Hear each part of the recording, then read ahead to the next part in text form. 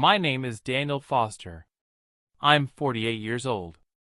I've spent most of my adult life standing in front of a blackboard, teaching algebra to bored teenagers in a small Missouri town. I've worn the same wedding ring for 26 years. And I used to think I knew what peace looked like. That was until last Father's Day. It was a Sunday morning. Clear skies. I was cleaning out the garage, trying to find an old photo album. My wife, Sharon, was inside, probably watching one of those murder documentaries she's obsessed with. I heard the knock. It was a courier. No return address. Just a plain brown box, medium-sized, with my name typed cleanly on top. And when I stepped inside the house holding the box, Sharon's face went white. She didn't even ask who it was from. She didn't say, "Happy Father's Day." She just stared at it, frozen. And then she said something I'll never forget. "Don't open it. Can't you see?" I looked at her like she'd lost her mind. "See what?" I asked. "It's a gift. I think it's from Emily." That name, my daughter's name, made her flinch. She hadn't heard me say it out loud in over 3 years. Emily, my daughter. The girl who used to bring me hand-drawn cards every Father's Day until she left home at 18. Or, if you asked Sharon, until she ran away. I hadn't spoken to Emily in years. Not because I didn't want to, but because every time I brought her up, Sharon would shut down. She told me Emily was toxic, manipulative, dangerous. I believed her. And maybe I shouldn't have. That morning, as I stood holding the box in our kitchen, Sharon was shaking. "She's trying to destroy us, Daniel. Don't let her." And in that moment, I realized something terrifying. Sharon wasn't scared of Emily. She was scared of what might be inside that box. I hadn't opened it yet, but my hands were already trembling. Because for the first time in 26 years, I looked at my wife, and I didn't see my partner. I saw a woman hiding something. And somehow, I knew that opening this box would change everything. Before the box. Before the fear in Sharon's eyes. Before the silence between me and my daughter. I thought my life was simple. Safe. I taught high school math 5 days a week, spent my weekends tending the garden, and had dinner every night at 6:30 sharp with the same woman I'd met during my senior year of college. Sharon had always been strong-willed, outspoken, some would say. But that's what I liked about her. She made decisions. She had plans. I just followed. It worked for us, or so I thought. We lived in a modest 2-bedroom home in a quiet suburb just outside Kansas City. Our daughter Emily was born when I was 25. I still remember holding her in the hospital, that tiny bundle of warmth with the brightest eyes I'd ever seen. From the moment she could talk, she called me Dada, even when she was way too old for it. She had this way of lighting up a room. She drew little comics and taped them to my briefcase every morning. Every Father's Day, she'd make me something handmade, cards, clay mugs, even a paper necktie once. I kept every single one. But everything started to shift during Emily's teenage years. She became more opinionated, questioned things, argued more with her mother. Sharon said it was just hormones. But the fights, they got louder. I'd come home and hear the shouting before I even opened the door. Sharon said Emily was getting out of control, sneaking out, skipping school, being disrespectful. I never caught her doing those things myself, but I trusted Sharon. I mean, she was home more than I was. Maybe I was just being naive. Then came the night that changed everything. Emily was 18. Senior year. She'd been acting quiet all week, keeping to herself, not eating much. One night, I heard yelling from the living room. I rushed downstairs and found Sharon screaming, red in the face, pointing toward the door. Emily was standing there with a packed bag, her eyes full of tears. I remember the exact words Sharon said. "If you walk out that door, don't bother coming back." Emily looked at me. Just once. Her eyes begged me to say something, to stop it. But I didn't. I was frozen. Scared. Confused. I told myself I'd talk to Sharon later, get her to calm down, then reach out to Emily. But days turned into weeks. Weeks into months. And before I knew it, it had been over a year since I'd heard my daughter's voice. Sharon insisted Emily had chosen her path, that she was living with some guy, doing drugs, or who knows what else. Every time I tried to search for her online, Sharon would catch me. She'd sigh, shut my laptop, and say, "Daniel, you have to let her go. She's not the little girl who made you paper ties anymore." And I listened, because I wanted to believe she was right. But I missed her. Every single day. I missed her laugh, her stubbornness, her ridiculous coffee addiction. I thought about calling, texting, even driving to her college. But guilt is a strange thing. It doesn't just hold you back, it convinces you that you are the one who failed. That maybe, just maybe, your daughter really did stop loving you. Still, I held on to the old photo albums, kept her room mostly untouched.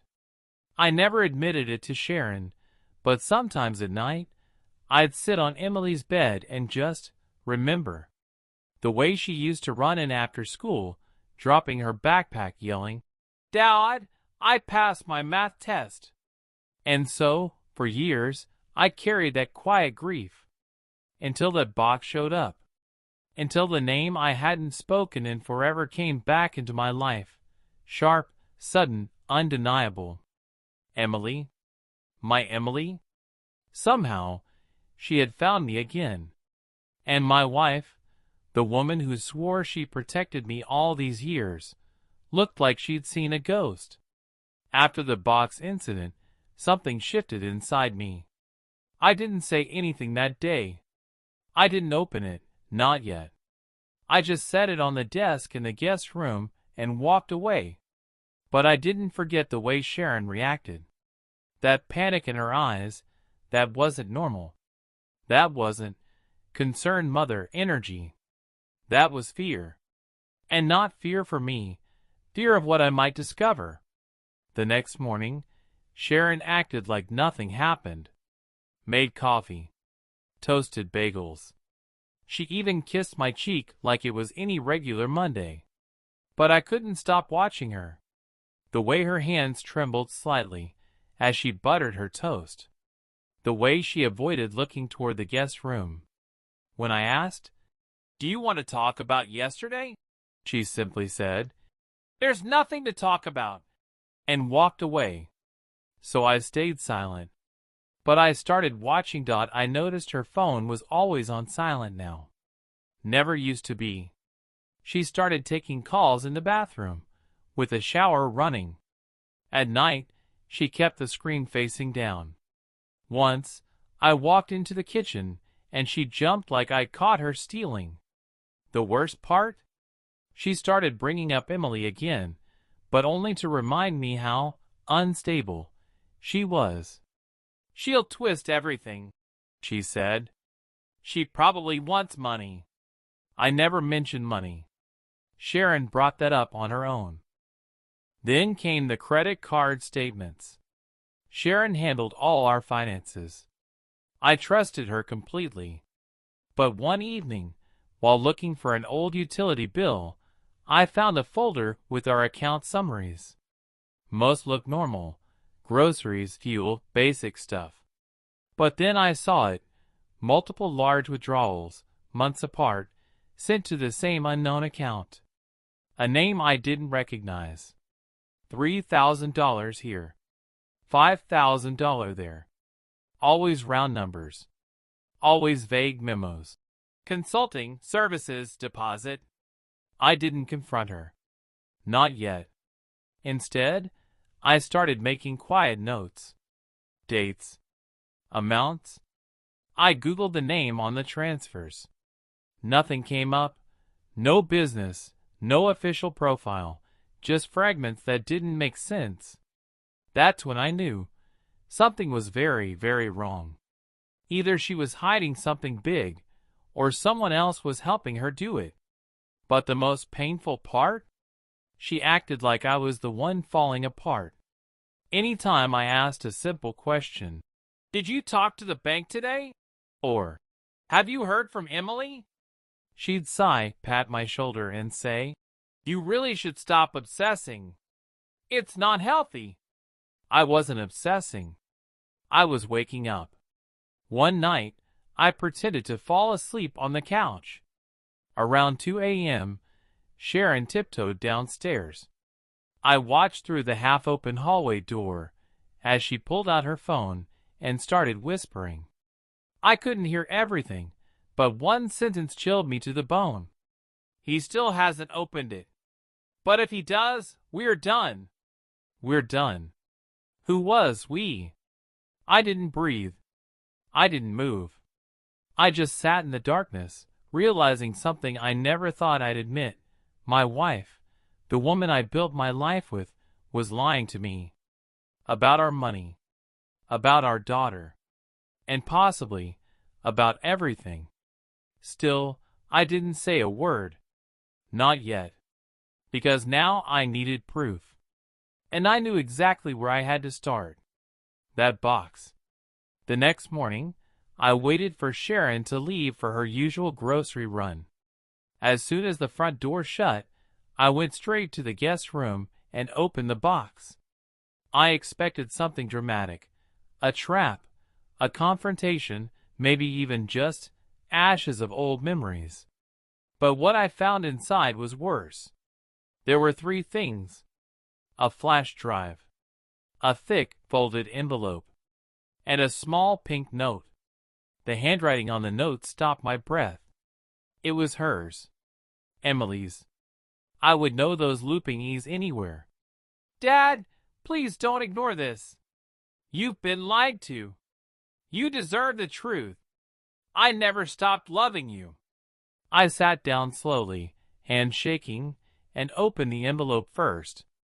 Inside were printed screenshots, emails, text messages, call logs. Every page told a story I didn't want to believe.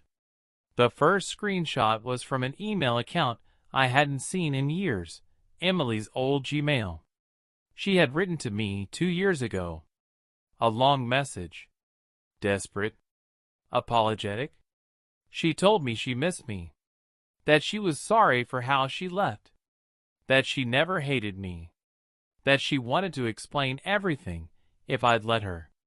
And then, the next page. A reply? But not from me. It was from Sharon's email. Pretending to be me. "Don't contact us again.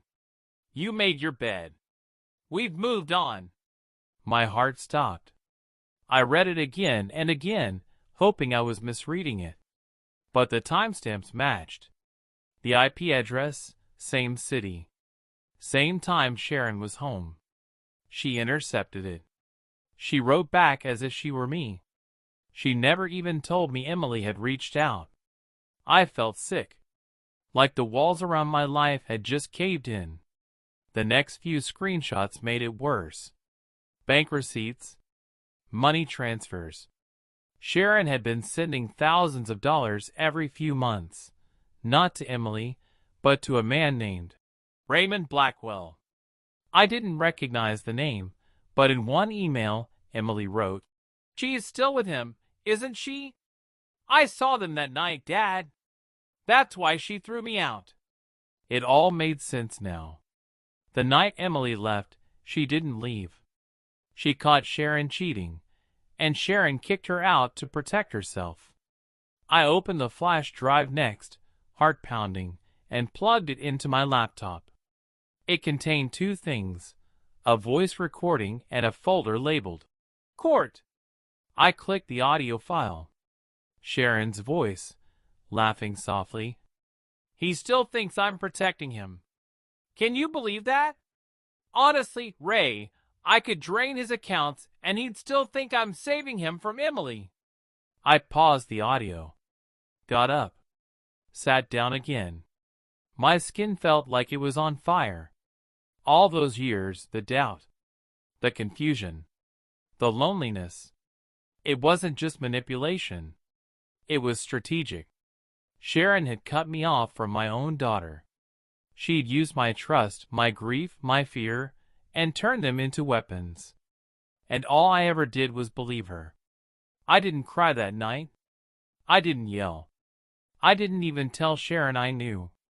I just sat in that room for hours, holding my daughter's letter in one hand, and in the other, the truth. Because in that moment, something inside me changed forever. I had lost 3 years with my daughter, and the woman who took them from me was still living under my roof. But not for much longer. After that night, I became a different man. Not loud, not angry, just awake. I went to work like normal, made coffee like normal, slept beside Sharon like normal. But nothing inside me was the same.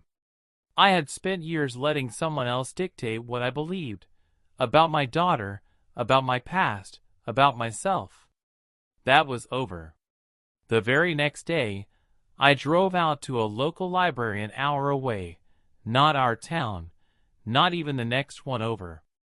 I made sure no one recognized me. I printed every single piece of evidence from the flash drive again, scanned and saved them to my own encrypted cloud account, and made copies on 2 different USBs. One I kept in my glove compartment. The other, I mailed to a trusted friend from college, a lawyer named Martin who owed me a favor. I didn't tell him everything right away, just enough to raise eyebrows. He read the messages, listened to the audio, and told me calmly, "Daniel, your wife has committed at least 3 prosecutable offenses. If you want to move forward, I'll help you." After that night, I became a different man. Not loud, not angry, just awake. I went to work like normal, made coffee like normal, slept beside Sharon like normal. But nothing inside me was the same. I had spent years letting someone else dictate what I believed about my daughter, about my past, about myself. That was over. The very next day, I drove out to a local library an hour away, not our town, not even the next one over. I made sure no one recognized me. I printed every single piece of evidence from the flash drive again, scanned and saved them to my own encrypted cloud account, and made copies on 2 different USBs. One I kept in my glove compartment. The other, I mailed to a trusted friend from college, a lawyer named Martin who owed me a favor. I didn't tell him everything right away, just enough to raise eyebrows. He read the messages, listened to the audio, and told me calmly, "Daniel, your wife has committed at least 3 prosecutable offenses. If you want to move forward, I'll help you."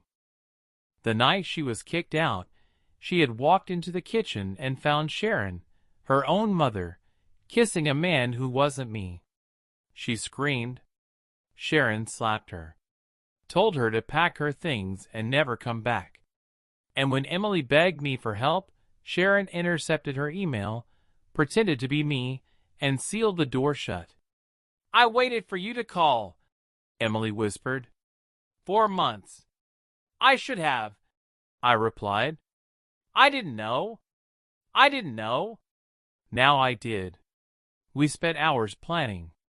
Emily had screenshots, photos, even an old voicemail from Sharon's lover, confirming the affair and the money. Between us, We had enough for a serious legal case. I worked quietly, took half days off under the excuse of school board paperwork, visited banks, froze accounts, requested full transaction histories. I opened my own private checking account and moved my paycheck. I also changed the will, removed Sharon from everything. She didn't suspect a thing. That's the funny thing about manipulators. They believe in their own control so deeply, they stopped looking for cracks. Sharon still made her little comments about Emily. Still talked to her friend, Raymond, on the phone late at night, thinking I couldn't hear. But I was listening. And I was done being silent. Then came the court strategy. My lawyer filed a quiet petition: financial fraud, emotional abuse, and identity deception. We pulled Sharon's IP logs, matched them to Emily's blocked emails. That alone was enough for impersonation. But the most powerful weapon? The audio file. When we played it for the judge during our private deposition, his face hardened. He still thinks I'm protecting him.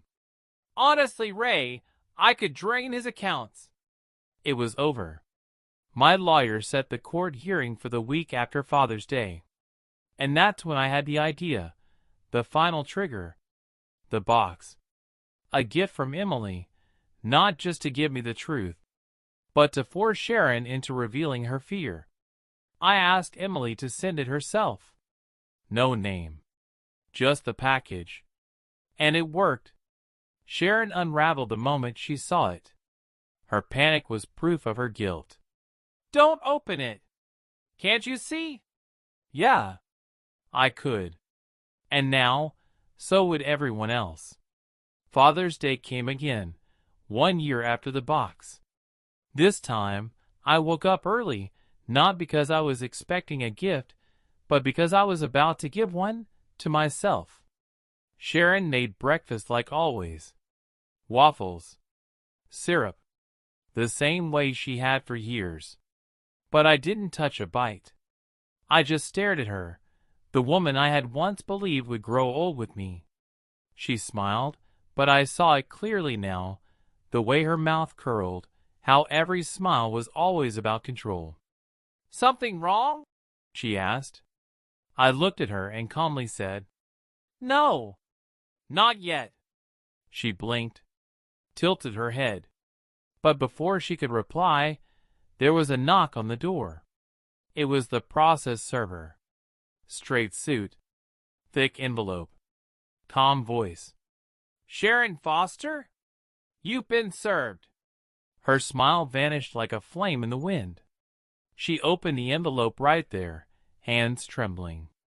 I watched her eyes scan the words: fraud, emotional coercion, unauthorized identity use, bank misappropriation, petition for emergency separation. Her lips parted, but no words came out. Only a low, shocked breath. You did this? She whispered. I nodded slowly. No, you did this. I just finally stopped pretending not to see it. She tried to speak, but I stood up and walked to the front door. And Sharon, I added before walking out, you may want to check your account balances before calling your lawyer. That afternoon, I sat in the front row of a small, private courtroom. Sharon entered 5 minutes late. Pale. Alone. No attorney. Just a frantic phone call trying to hire one last minute. The judge already had our files. Martin, my lawyer, presented the evidence in quiet, steady order. Screenshots. Email headers. IP logs. Bank statements. And finally, the audio file. Her voice, echoing through the courtroom speakers. He still thinks I'm protecting him. Honestly, Ray, I could drain his accounts and he'd still think I'm saving him from Emily. No one in the courtroom moved. Not even Sharon.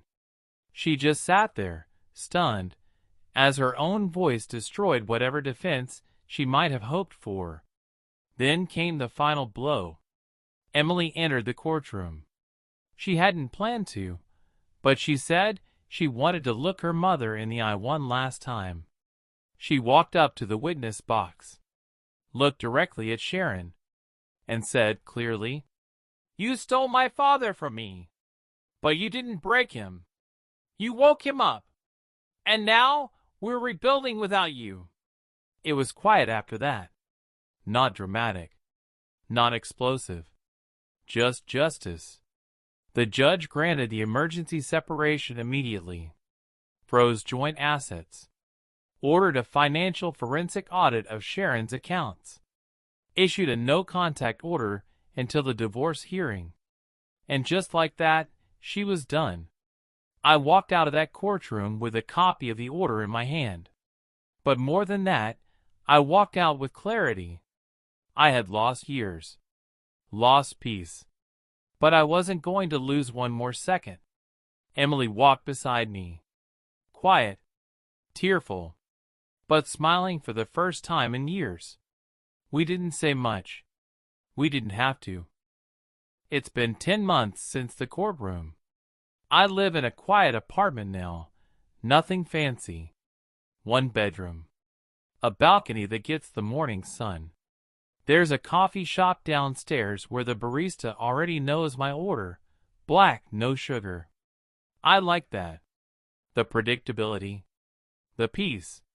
Sharon is gone. Legally, emotionally, completely. After the court froze our assets, the rest of her web started unraveling. Her partner, Raymond, vanished as soon as the money stopped flowing. She tried to claim emotional coercion, victimhood, even mental instability. But the evidence didn't lie. She lied. For years. Our divorce was finalized 2 months ago. I signed the papers with a hand that didn't shake. She didn't show up. I haven't heard from her since. But more importantly, I've heard from Emily almost every day. She calls me after work, sends me pictures of the dog she just adopted, a clumsy golden retriever named Bean. She tells me about her job at the small publishing house downtown, about her husband, who seems like a kind, steady man, and about the baby they're expecting, my first grandchild. She invited me to their housewarming last month, and when I walked into her living room, freshly painted walls, mismatched furniture, her laughter bouncing off the ceiling, I felt something I hadn't felt in a long, long time. Home. She hugged me tight and whispered, "I never stopped waiting for you, Dad." I didn't deserve that kind of grace, but she gave it anyway. We sat in the backyard for hours that evening, talking about everything, the past, the pain, the years we'd lost. I apologized 1,000 different ways, but she stopped me. "You came back," she said. "That's all that matters." And she was right. Because sometimes redemption isn't loud. It doesn't come with grand speeches or perfect timing. It comes in small moments, an email replied to, a hand held, a box opened. I kept that box, by the way. It sits on a shelf near my window. A reminder, not of betrayal, but of the day I finally chose to see the truth. A reminder that no matter how lost something feels, it can still find its way back. Sharon took years from me. She took trust, peace, family. But she didn't take my soul. And from that, I rebuilt everything, not for revenge, but for me. If you've ever been lied to, manipulated, or made to doubt your own heart, remember this: truth always finds its way to light. And sometimes it arrives in a simple cardboard box. Like, share, subscribe for more true stories, where justice always comes quietly, but completely.